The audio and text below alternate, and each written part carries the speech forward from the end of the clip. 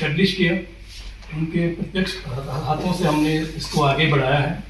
पिछले 4 सालों में हमने 380 किडनी ट्रांसप्लांट किए हैं विद सक्सेस रेट ऑफ 99.99%।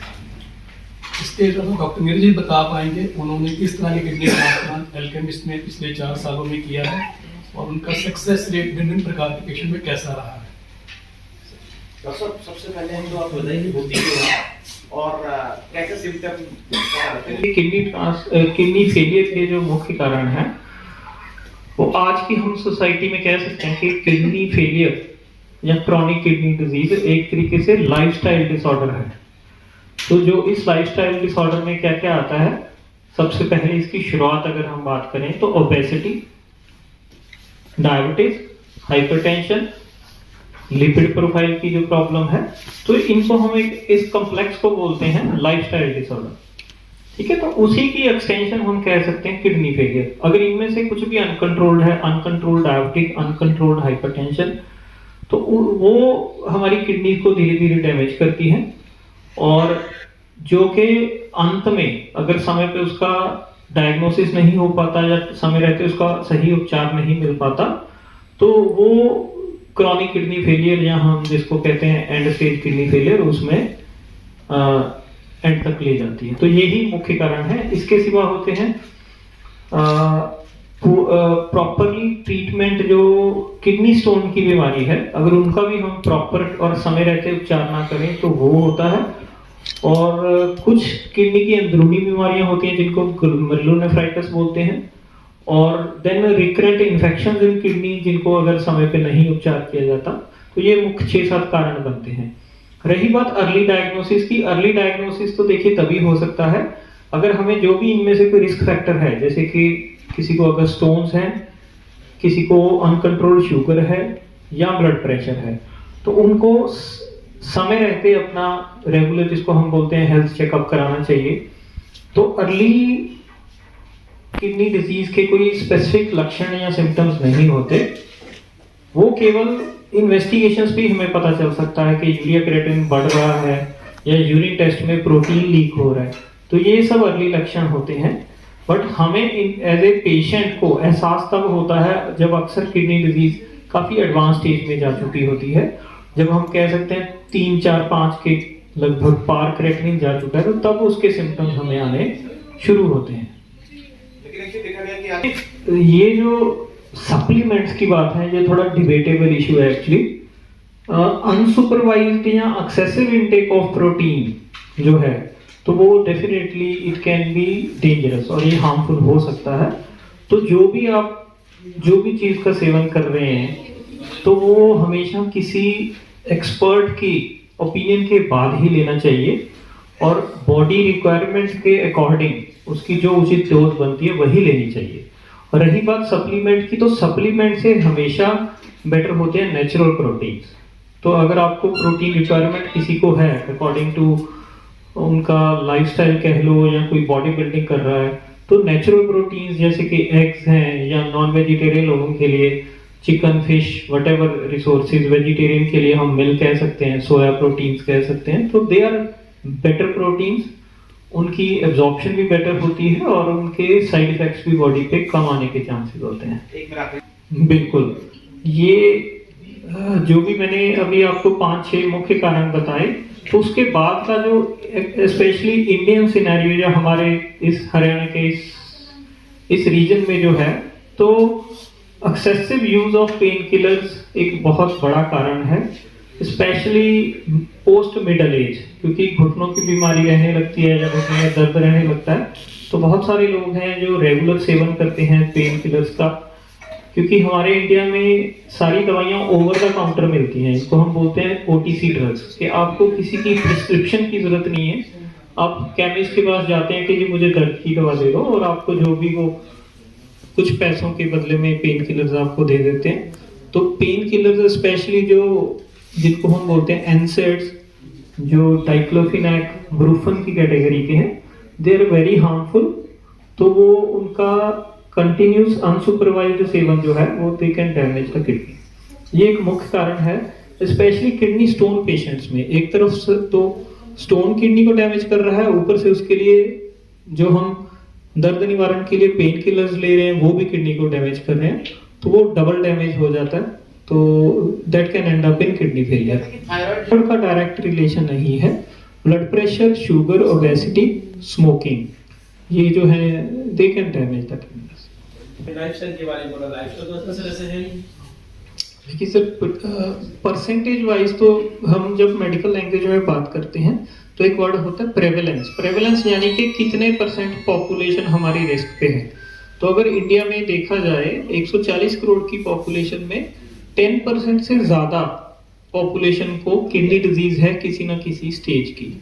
तो आप समझ सकते हो कि 140 करोड़ में से 14 करोड़ लोग किडनी डिजीज से पीड़ित हैं। वो अलग अलग स्टेजेस की हैं, किसी को अर्ली स्टेज है जो भी डायग्नोज नहीं हो रही, किसी को लेट स्टेज है जो ऑलरेडी डायलिसिस पे आ चुके हैं। रही बात लक्षण की, तो वो आपको पहले ही बताया कि इसके कोई अर्ली स्टेज में स्पेसिफिक सिम्टम्स नहीं होते, उसको पिक कर सकते हैं हम केवल समय रहते अगर उसका हम इन्वेस्टिगेशंस कराएं। जो भी पेशेंट्स हैं जो किडनी डिजीज के रिस्क में हैं, जैसे कि डायबिटिक है, हाइपरटेंसिव है, 10 साल से ज्यादा से शुगर है, ब्लड प्रेशर है, या ब्लड प्रेशर बहुत हाई रहता है जैसे 180-200 की रेंज में रहता है, या जिनको बार बार स्टोन्स बन रहे हैं, बार बार किडनी में इन्फेक्शन हो रही है, तो उनके लिए एडवाइजेबल है कि वो रेगुलर किडनी स्पेशलिस्ट डॉक्टर्स के कांटेक्ट में रहें। कम से कम 6 मंथ्स में एक बार अपने बॉडी चेकअप कराएं, टेस्ट करवाएं, तो उससे ही इसको हम अर्ली स्टेज पे डायग्नोज करके आगे प्रोग्रेशन को प्रिवेंट कर सकते हैं। डॉक्टर साहब कुछ सर 90% जो मैंने बताया है वो ब्लड प्रेशर, शुगर और लाइफस्टाइल डिसऑर्डर्स। बाकी रहे जो 10% हैं उसमें बहुत सारी किडनी की अंदरूनी बीमारियां होती हैं जिसमें ग्लोमेरुलोनेफ्राइटिस बोलते हैं, कि कई बार किडनी बाय बर्थ वीक होती है या उनको कुछ ऐसी बॉडी में डिफेक्ट होता है कि किडनी डैमेज हो जाती है। तो ये सब रेयर कॉजेज में वो आता है। और बाकी छोटे बच्चों में स्पेशली हरियाणा की इस बेल्ट में देखने में हमें मिल रहा है कि 20-22 साल की उम्र में लोग आ रहे हैं जिनका बीपी 200, 250, 250 तक रह रहा है। तो वही कारण है कि उनकी किडनीज बहुत यंग एज पे डैमेज हो रही है। तो क्या ये पानी वगैरह की उससे भी प्रॉब्लम है? सर इसका अभी ऐसा कोई प्रूफ नहीं है साइंटिफिक हमारे पास कि जो भी हमारे रीजन में पानी अवेलेबल है उससे कोई डायरेक्टली किडनी को हार्म हो रहा है। वो अभी इस स्टेज पे कहना मुश्किल है। नहीं सर, इस एरिया से पर्टिकुलरली नहीं आ रहे हैं, वो इसका इंसिडेंस जैसे हम कहते हैं जब किसी बीमारी का तो वो बढ़ रहा है। उसमें मुख्य कारण यही है कि एक तो हमारी डाइटरी हैबिट्स चेंज हो रही है ना। तो हमारा जो क्लासिकल या ट्रेडिशनल इंडियन खाना था उससे हम आजकल जंक फूड पे शिफ्ट हो रही है जो करंट जनरेशन है। तो जो जंक फूड है, जो भी है, चाइनीज है, उसमें डेफिनेटली सॉल्ट की मात्रा हमारे ट्रेडिशनल इंडियन फूड के कंपैरिजन में बहुत ज्यादा है। शायद ये एक कारण है जिस वजह से ब्लड प्रेशर की जो समस्या है वो हमारी सोसाइटी में बढ़ रही है और यंग एज में बढ़ रही है। तो ये वन ऑफ द रीजन हो सकता है, बट किसी भी नतीजे पे हम ऐसे शॉर्ट ड्यूरेशन में नहीं पहुंच सकते। ये सब हमें हो सकता है आने वाले 10 साल, 15 साल, 20 साल में ये क्लैरिफाई होगा कि क्या क्या चीजें उसमें कॉन्ट्रीब्यूटरी है। बट हमारा जो day to day lifestyle change हो रहा है, हमारी सोसाइटी आज से 20-25 साल आप पहले समझ सकते हैं कि फिजिकली एक्टिव होती थी यंग जनरेशन। आजकल वो सोशल मीडिया या इलेक्ट्रॉनिक गैजेट्स की तरफ जा रही है। फिजिकल एक्टिविटी ऑलमोस्ट छोटे बच्चों में खत्म होती जा रही है और हमारे नॉर्मल फूड्स हैबिट से हम लोग जंक फूड्स की तरफ जा रहे हैं, है ना। तो उसमें भी बहुत अननेचुरल ये चीजें, एक्सेसिव सॉल्ट, ये सब कारण बनते हैं। कितने दिन में दोनों किडनी डोनर और पेशेंट कितने दिन में नॉर्मल लाइफ स्वस्थ हो जाएंगे? जो किडनी ट्रांसप्लांट है वो एक कानून के तहत होता है। Transplantation of human organs act, THOA act है हमारे संविधान के अंदर। तो उसमें सब कुछ बहुत क्लियरली मेंशन्ड है। तो उस एक्ट के अकॉर्डिंग फर्स्ट डिग्री रिलेटिव जो हमारे फर्स्ट फैमिली मेंबर्स हैं या सेकंड डिग्री रिलेटिव, जो कि उसमें क्लियरली डिफाइन किए गए हैं कि कौन फर्स्ट डिग्री रिलेटिव में आता है, कौन सेकंड डिग्री रिलेटिव में आता है, और या फिर उसके सिवा स्पाउस जिसको हम बोलते हैं हस्बैंड वाइफ। तो ये 3 कैटेगरी के ट्रांसप्लांट होते हैं, वो कानून के तहत ही होता है। तो इसमें जो उसका टेस्ट होते हैं या जो मैचिंग का टेस्ट होते हैं वो आज के ज़माने में बहुत ज़्यादा इम्प्रोवाइज हो चुके हैं। तो इसमें हम कह सकते हैं कि 5 से 7 दिन के अंदर ये सारे टेस्ट करके मैचिंग का जो है वो कंप्लीट हो जाता है। उसके बाद कुछ लीगल फॉर्मेलिटीज रहती हैं जो कानून के तहत हमें जो डॉक्यूमेंटेशन बनानी पड़ती है, और उसके बाद हॉस्पिटल बेस्ड या डिस्ट्रिक्ट लेवल की एक कमेटी होती है उसमें, जिसमें 6 to 7 मेंबर्स होते हैं। फिर वहाँ ये फाइल प्रेजेंट की जाती है। तो वहाँ से फाइल पास होने के बाद, नो ऑब्जेक्शन सर्टिफिकेट मिलने के बाद, उसके बाद ट्रांसप्लांट किया जाता है। डॉक्टर साहब जैसे इसमें डिफरेंट ब्लड ग्रुप की शायद आप बात कर रहे हैं जी ना? तो इसको बोलते हैं एबीओ इनकम्पैटिबल ट्रांसप्लांट। तो ट्रेडिशनली ये माना जाता था कि कुछ स्पेसिफिक ब्लड ग्रुप्स जो हैं कुछ स्पेसिफिक को जो दे सकते हैं, तो ब्लड ग्रुप कंपैटिबिलिटी इसको बोलते हैं। तो जो किडनी ट्रांसप्लांट होता था वो केवल ब्लड ग्रुप कंपैटिबल डोनर्स के बीच में ही हो सकता था। तो पिछले लगभग 10-15 सालों में जो भी विदेशों में और हमारे देश में जो भी रिसर्च हुई है या उसके साथ जो भी है कि डिफरेंट ब्लड ग्रुप ट्रांसप्लांट भी अब संभव है।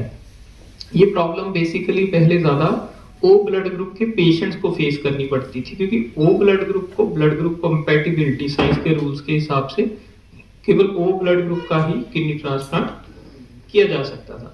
बट अब उनको ओ को ए बी या ए बी यानी कि डिफरेंट ब्लड ग्रुप है उसका भी ट्रांसप्लांट संभव है। इसको बोलते हैं एबीओ इनकम्पैटिबल ट्रांसप्लांट। और मुझे ये बहुत ही खुशी होगी आप लोगों के साथ ये बात साझा करते हुए कि नॉर्दर्न हरियाणा में ये जो माइलस्टोन है वो भी हमने ही अचीव किया है। तो हरियाणा का जो फर्स्ट एबीओ इनकम्पैटिबल ट्रांसप्लांट था वो भी हम ही ने किया था, और वो पेशेंट भी हमारे फर्स्ट यमुनानगर के ही थे। उसमें उनकी वाइफ जो ए पॉजिटिव थी वो डोनर थी, और पेशेंट खुद ओ पॉजिटिव होने के बावजूद ये ट्रांसप्लांट संभव हुआ। और इस नई टेक्निक में जो बॉडी में जो भी एंटीबॉडीज होती हैं उन एंटीबॉडीज को ब्लड से पहले फिल्टर करके बॉडी की सफाई की जाती है, ताकि इनिशियल जो रिकॉग्निशन है ऑर्गन्स की डिफरेंट ब्लड ग्रुप की वो बॉडी के लेवल पे संभव ना, उसके बाद वो उसको ट्रांसप्लांट किया जाता है। स्वैप केस क्या होता है सर? स्वैप एक अनदर ये भी एक कानून के द्वारा मान्य विधि है, जिसमें कि अगर फैमिली में डोनर तो है बट वो डिफरेंट ब्लड ग्रुप होने की वजह से या हाइपर सेंसिटिविटी होने, आपस में सेंसिटाइजेशन होने की वजह से, तो वो एक दूसरे को ट्रांसप्लांट होना संभव नहीं है। जैसे कि एक कोई भी पेशेंट समझ लीजिए आप मिस्टर वाई हैं, तो उनकी wife otherwise she is a fit donor, but वो आपस में उनका संभव नहीं है। उसका कारण या तो हो सकता है कि उनका ब्लड ग्रुप मैच नहीं कर रहा, या फिर वो सेंसिटाइज्ड हैं आपस में। तो ऐसे केसेस में एक पेयर्ड एक्सचेंज बोलते हैं या स्वैप बोलते हैं कि 2 फैमिली या 3 फैमिली ऐसी कि जिनके पास अपना अपना डोनर है, मगर वो किसी कारणवश अपनी फैमिली के अंदर ट्रांसप्लांट नहीं करवा सकते, तो ए की फैमिली का डोनर जो है बी को किडनी देता है और बी की फैमिली का डोनर ए को किडनी देता है। इसको हम कहते हैं स्वैप ट्रांसप्लांट। तो ये स्वैप ट्रांसप्लांट जो है वो भी फर्स्ट टाइम हमने 2019 में किया था। वो भी हमारे फर्स्ट पेशेंट जो हैं वो भी यमुनानगर के थे। उनका फर्स्ट जो एक्सचेंज हुआ था वो श्रीनगर की एक लड़की के साथ हुआ था। Both are fit and fine, 5 साल वो ऑलरेडी अपने कंप्लीट कर चुके हैं। जनवरी 2025 में उनके 6 इयर्स हो जाएंगे। तो वो आज इस हमारी प्रेस कॉन्फ्रेंस में तो नहीं आ पाए, मगर बोथ आर जो हैं वो दोनों पेशेंट्स बहुत ही अच्छा कर रहे हैं। बट नहीं, मैं इतना कह सकता हूँ, वो देखिए सोशल मीडिया का जमाना है, हर किसी को हर चीज अपने घर पे अवेलेबल है, सबको ये जानकारी अवेलेबल है। तो मेजॉरिटी पेशेंट्स जो आते हैं वो सब ऑल्टरनेटिव थेरेपीज एग्जॉस्ट करने के बाद आते हैं, इन सबको ट्राई करने के बाद आते हैं। इसके बाद देखिए मेडिकल साइंस के हिसाब से जो है, जो प्रूवन है वर्ल्ड वाइड है, जो 800 करोड़ लोगों के लिए जो साइंस है, तो मैं तो उसके बेस पे बात कर रहा हूँ। बाकी उनकी इफेक्टिवनेस के बारे में जो बेस्ट टिप्पणी है वो तो वही कर सकते हैं। जैसे जैसे समय बीतता है दवाइयों की मात्रा अकॉर्डिंगली उसकी कॉस्ट जो है वो कम होती जाती है, बट डेफिनेटली दवाई रेगुलरली खानी है। और बल्कि हम तो अपने पेशेंट्स को ये बोलते हैं कि एक भी डोज मिस नहीं करनी, आप इसको समझ सकते हो कि ये जैसे हमारी खुराक है तो वैसी वो किडनी की खुराक है, तो किडनी तभी चलेगी अगर हम उसका दवाइयों का प्रॉपर टाइमली जो है उसका कंप्लाइंस बना के रखेंगे। और दूसरी बात रही कॉस्टिंग की। देखिए आज के टाइम में जो है कॉस्टिंग डेफिनेटली वेरीज करती है hospital to hospital. Delhi NCR के हॉस्पिटल जो हैं वो थोड़े से कॉस्टली हैं जितना बड़ा कॉर्पोरेट हॉस्पिटल है जो, बट हमारे सेटअप में एक नॉमिनल पेशेंट्स की जो कॉस्ट है वो अराउंड 4.5 लाख है। 4.5 लाख। हाँ जी। एक क्रॉनिक बीमारी ऑर्गन फेलियर जिसको है तो उसके हिसाब से ये कॉस्ट बहुत ही रीजनेबल है। इसके सिवा definitely there are public sector hospital जैसे कि पीजी चंडीगढ़ है या एम्स न्यू दिल्ली है, तो वहाँ वो गवर्नमेंट एडेड है तो वहाँ इससे भी शायद हो सकता है थोड़ा सा और अफोर्डेबल होता है। पीजी में कितना हो सकता है? सर उसका मुझे नहीं पता। Because he is the server. निशा है और मैं 12th क्लास में पढ़ती हूँ। मेरे ट्रांसप्लांट को 1.5 इयर्स हो गए हैं। जब मैं 16 इयर्स की थी तब मेरे को एकदम से भूख नहीं लगती थी और बहुत ज़्यादा वॉमिट्स वगैरह भी होती थी, तो फिर चेक करवाया तो मेरा ब्लड प्रेशर बहुत हाई था। उसके बाद डायलिसिस हुई और फिर मेरे पापा ने मुझे किडनी दी और फिर ट्रांसप्लांट हुआ। कितना टाइम हो गया किडनी डोनेट? 1.5 इयर्स। बेटा आप ठीक महसूस करते हैं? बिल्कुल ठीक। कोई हाई प्रेशर तो नहीं है, ब्लड प्रेशर? नहीं, अभी तक तो कभी नहीं हुआ। डाइजेशन पावर ठीक है? सब ठीक है। But who did it? My father Transplant. Doctor Neeraj Goyal. He is there. Congress.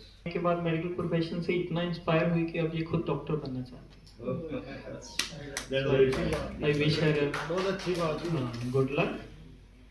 और मैं चाहूँगा मैं 2018 से डॉक्टर के पास जा रही हूँ और 3 महीने मेरे डायलिसिस चलते रहे। मेरे हस्बैंड ने मेरे को किडनी दी है और मैं बिल्कुल ठीक हूँ इनके आशीर्वाद से। कितना टाइम हो गया आपको? मेरे को 1.25 साल। मेरा नाम मंजू विक है। मेरे भाई ने मेरे को किडनी दी थी। मेरे 3 महीने डायलिसिस हुई। अब बिल्कुल ठीक ठाक। आपको कितना टाइम हो गया ट्रांसप्लांट? अब मार्च में 2025 में 3 साल हो जाएंगे। 3 साल। हाँ जी, 11 मार्च को। डाइट में कोई प्रिकॉशन लेते हैं? बस डाइट दे रही हूँ ठीक ठाक। अब आप बताइए कि बहुत लोगों का क्या है बेसिकली ये कंपैरिजन होता है डायलिसिस और ट्रांसप्लांट के। ये अपने मुंह की तरफ कर लो माइक घुमा जी। तो पहले आपको क्या दिक्कत थी, अभी आपकी लाइफ में क्या चेंज है? डायलिसिस मेरी शुगर की वजह से किडनी डैमेज हुई थी। मेरी शुगर हाई हो गई थी, बीपी भी हाई रहता था और फिर डायलिसिस शुरू हो गई कापा हॉस्पिटल में। 10 दिन वहाँ से 3 महीने वहीं से करवाई। फिर भाई ने अपना कहा कि हम खाओ। हाँ जी आप ही बताइए। नमस्कार। एक्चुअली मेरे मम्मा भी किडनी करके गए थे, तो मेरी माँ जैसी बहन इनको किडनी की प्रॉब्लम हुई, तो मेरे को पता चला कि भाई ऐसे ऐसे। फिर हम लोग डॉक्टर नीरज जी से मिले तो सारा सब कुछ इन्होंने खूब सेटिस्फाई किया। तो हमारा जो है एक्सपीरियंस डॉक्टर नीरज जी के साथ बहुत बढ़िया रहा। तो फिर यही था कि भाई हम किडनी ट्रांसप्लांट कर दिए हैं, तो सब बढ़िया रहा। 2.5 साल हो गए। किडनी डोनेट किया, अब आप एज यूजुअल बड़ा बेटर फील महसूस करते हैं? बिल्कुल ओके, बिल्कुल आपके सामने हूँ, रनिंग भी करता हूँ, वॉक भी करता हूँ। वो आपके साथ बैठे हैं भैया हमारे अपना रतन टाटा जी, तो उनके साथ रेगुलर वॉक करते हैं हम लोग जो है शाम को। आपके लिए डिसीजन कितना मुश्किल रहा? जैसे कई बार ये होता है कि मैं अगर डोनेट कर दूंगा किडनी तो पता नहीं मैं खुद कैसे किस प्रकार प्रिपेयर किया अपने आप को? ऐसा है जिस दिन हमने यानी डिसीजन लेना था, हमारे माता जी है जंगला वाली माता जी, सबसे पहले मैंने उनसे परमिशन ली, माता जी ऐसे ऐसे किडनी डोनेट की करनी है। तो माता जी ने मेरे को आशीर्वाद दिया बेटा कोई दिक्कत वाली बात नहीं। फिर उसके बाद मेरे को किसी तरफ से कोई डर भय किसी तरफ से नहीं था। फिर मेरे को इतना पता था मेरा कोई बाल भी बंका नहीं कर सकता।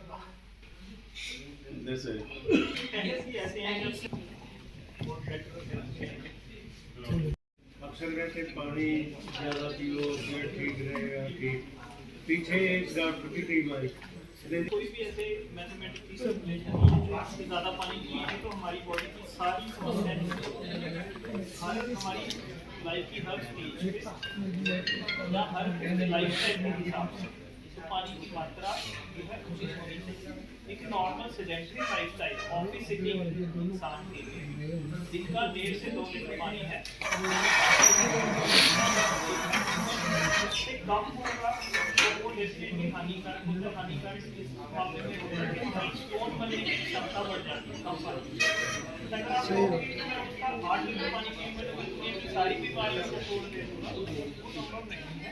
एक लिमिट के बियॉन्ड एक्स्ट्रा पानी पीने के भी नुकसान है कि आप बार बार यूज करने जाते रहोगे। अगर स्पेशली अगर आप किडनी पेशेंट हो तो एक्सेसिव वाटर से आप जल्दी प्रोग्रेस कर जाओगे, जल्दी स्टेज आपकी आ जाएगी। और अगर ऑलरेडी स्टेज 5 में हो तो पानी पी के आप जल्दी डायलिसिस